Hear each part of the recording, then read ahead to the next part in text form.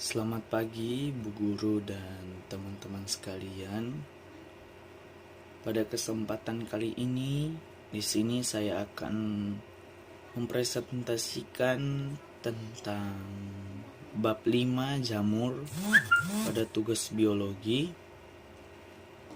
Nah, jadi di sini Bu Guru dan teman-teman sekalian, saya sudah ada jamurnya ya, yaitu ini. Kalau kita bisa lihat bersama-sama,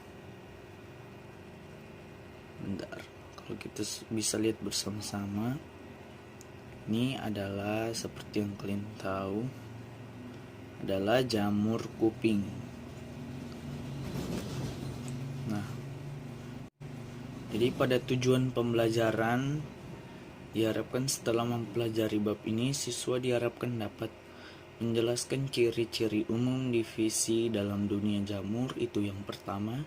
Yang kedua, mengumpulkan data contoh peran jamur bagi kehidupan. Yang ketiga, membuat laporan tertulis hasil pengamatan jenis-jenis jamur di lingkungan sekitarnya. Yang keempat, membandingkan jamur dengan tumbuhan tingkat tinggi. Yang kelima, melakukan uji coba fermentasi bahan makanan dengan jamur.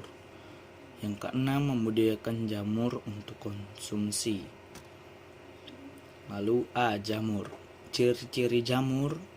Yang pertama itu merupakan organisme eukariota yang menghasilkan spora. Yang kedua, dinding selnya tidak mengandung selulosa, melainkan karbohidrat kompleks. 3. Tidak memiliki flagela dalam daur hidupnya. Lalu yang B, klasifikasi jamur. Yang pertama, zygomicota.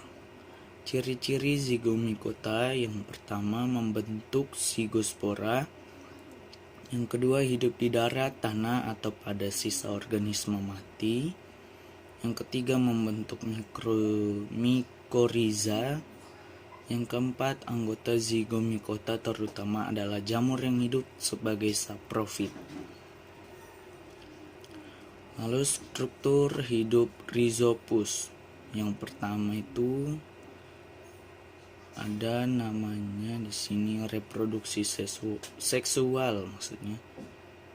Pada tahap yang pertama itu dia belum menampakkan apa-apa ya. Yang kedua itu hifa yang berbeda tipe tumbuh bersamaan, dan gametangium, memiliki gametangium. Pada tahap yang ketiga itu fusi. Yang keempat, di mana zygospora masuk di dalam zygosporangium. Yang kelima, melakukan tahap meiosis. Yang keenam, perkecambahan zygospora, sporangium. Yang ketujuh, spora. Dan yang kedelapan itu menghasilkan sporangium. Nah, di reproduksi aksesual atau dengan spora, yang dimana itu spora berkecambah. Kemudian peranan zygomicota Rhizopus oryzae untuk membuat tempe, Mucor javanicus untuk membuat tape ketan. Yang kedua, ascomycota. Ascomycota memiliki talus yang terdiri dari miselium bersekat. Ini ada proses tahapan-tahapannya, nanti kita bisa lihat sendiri di sini.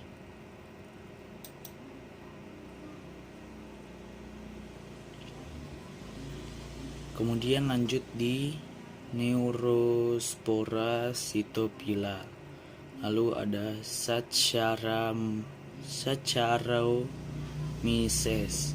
Lalu ada Aspergillus fumigatus.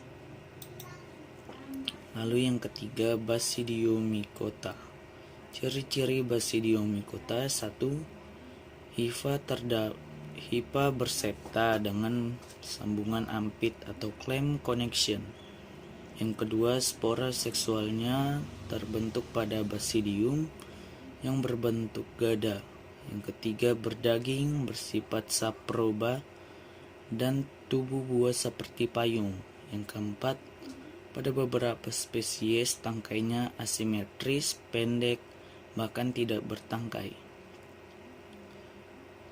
Dan kita bisa lihat bagian-bagiannya di sini pada gambar di sebelah ciri-ciri Basidiomycota.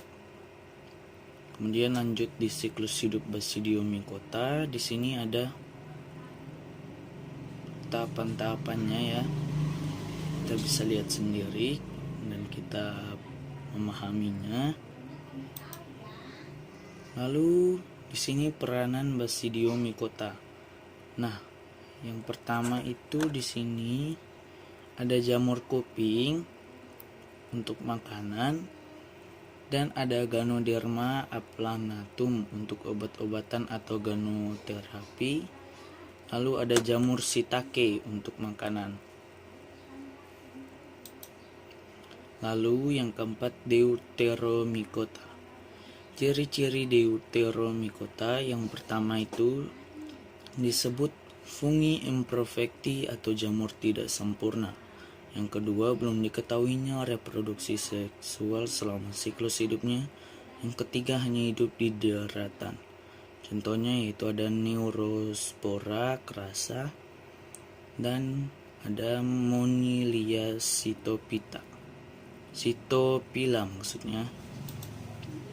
Nah, peranan Basidiomycota. Sini dia bisa menyebabkan penyakit kaki atlet, kurap, dan bisa merusak tanaman hias. Ya, mungkin sekian saja dari saya. Apabila ada kesalahan, saya mohon maaf dalam pembacaan materi tentang bab 5 jamur di sini. Sekiranya cukup demikian, terima kasih.